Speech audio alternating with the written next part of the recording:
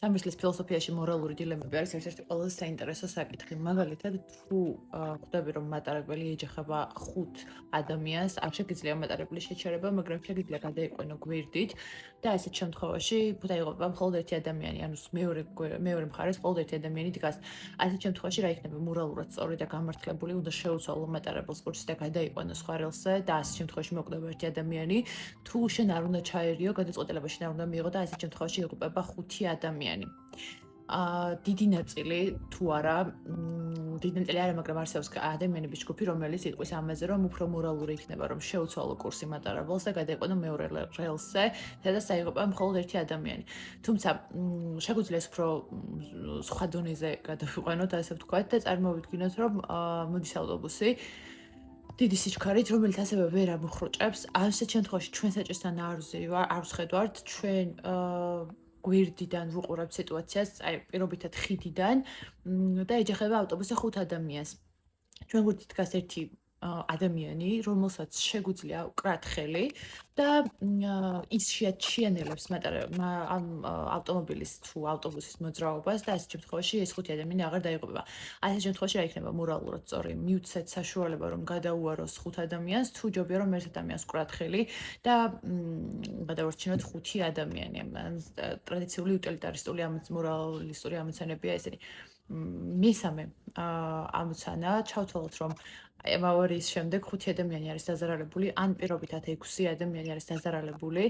აქედან 5-ს აქვს მცირე დაზიანება.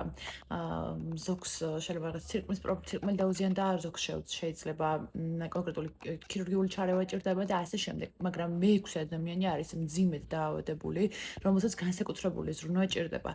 ექიმი უნდა გადაწყვიტოს, ან მთელი დღე დაუთმოს ამ ერთ მძიმე პაციენტს, რომელსაც თუ მყისიერი დახმარება არ აღმოუჩინეს, დაიღუპება, მაგრამ ასეთ შემთხვევაში 5-ვე პაციენტი მოკვდება, თუ 5-ვე პაციენტზე გადაანაწილოს მთლიანი დღე და ასეთ შემთხვევაში ეს ერთი ადამიანი დაიღუპება. მაგრამ შეიძლება წარმოვიდგინოთ სხვა სიტუაცია, თუ ადამიანი არის ტრანსპლანტების ქირურგი და ყავს 5 პაციენტი, რომლიდანაც ერთს ღვიძლის გადადნერგვა ჭირდება, მეორეს თირკმლის, მესამეს პანკრეასის და ასე შემდეგ, მაგრამ დონორები არ ყავს.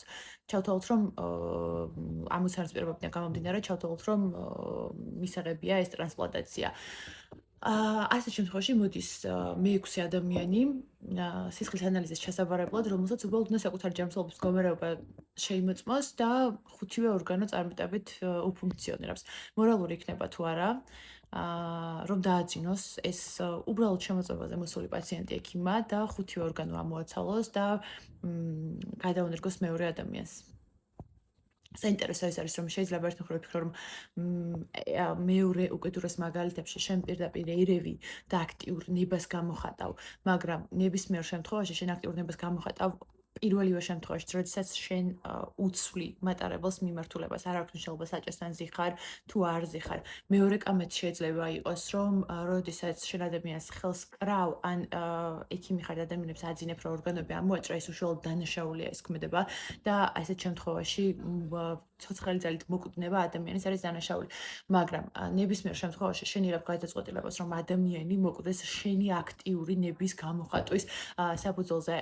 იმ ადამიანის ხელის კრის მაგალითს რომ დავუბრუნდეთ, წარმოვიდგინოთ, რომ ხელი კი არ უნდა კრა, არამედ შემოატრიალო ავტობუსს, შეგიძლია შემოატრიალო და შემთხვევით დაეჯახვა ეს ადამიანს, შემთხვევით ბრჭყალებში, რა თქმა უნდა.